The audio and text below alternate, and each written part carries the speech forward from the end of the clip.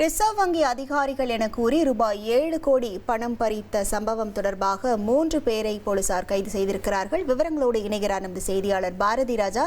வணக்கம் பாரதி ராஜா, இந்த கைது நடவடிக்கை தொடர்பான விவரங்கள். பெங்களூர்ல பட்டப்பகல்ல கடந்த 2 தினங்களுக்கு முன்பு வங்கி பணம் 7 கோடியே 11 லட்சம் ரூபாய் கொள்ளையடிக்கப்பட்டது. இந்த வழக்குல 8 தனிப்படைகள் அமைக்கப்பட்டு தேடும் பணி ஈடுபட்டதுல சித்தூர் அருகே முதல்ல அந்த கொள்ளைக்கு பயன்படுத்தப்பட்ட வாகனமானது பறிமுதல் செய்யப்பட்டிருந்தது. அதைத் தொடர்ந்து 2 பேர், ஒரு காவல்துறையில் பணிபுரியும் கான்ஸ்டபிள் மற்றும் முன்னாள் சிஎம்எஸ் ஊழியர் கைது செய்யப்பட்டிருந்த நிலையில தற்போது 3வதாக ஒரு நபர் கைது செய்யப்பட்டிருக்கார். அவர் யாருன்னு பாத்தீங்கன்னா அந்த சிஎம்எஸ் நிறுவனத்தினுடைய வாகன போக்குவரத்தை கட்டுப்படுத்தும் நிர்வாகி அப்படின்னு சொல்லப்படுறாரு. டிராபிக் ரெகுலேட் பண்றவரு, எந்தெந்த வண்டி எந்த டைம்ல எங்க போகணும், எந்த ரூட்ல போகணும் அப்படின்னு அசைன் பண்றவருன்னு சொல்றாங்க.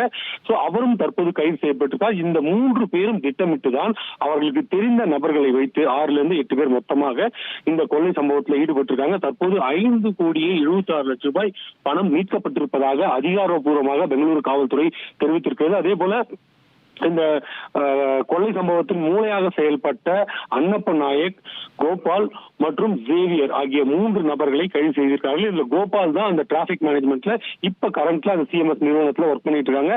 இதையெல்லாம் அவர்களின் செல்போன் ஆதாரங்கள் மூலம் உறுதி செய்து அவரிடம் விசாரணை நடத்தி அவர்களும் ஒப்புக்கொண்டார்கள். தற்போது 5 கோடியே 76 லட்சம் ரூபாய் பணம் மீட்கப்பட்டிருக்கிறது.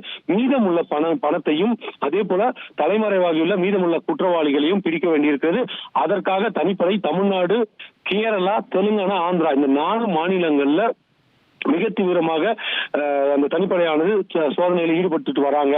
அந்த உள்ளூர் போலீசாரின் உதவியையும் அவங்க நாடி இருக்காங்க அப்படின்னு சொல்லப்படுது. உங்கள் விவரங்களுக்கு நன்றி பாரதி ராஜா. இனி செல்லும் இடமெல்லாம் செய்தி. தந்தி டிவியின் வாட்ஸ்அப் சேனலை ஃபாலோ பண்ணினா செல்ல இருக்கும் இடமெல்லாம் செய்தி. இதோ QR கோட் இப்பவே ஸ்கேன் பண்ணுங்க, ஃபாலோ பண்ணுங்க.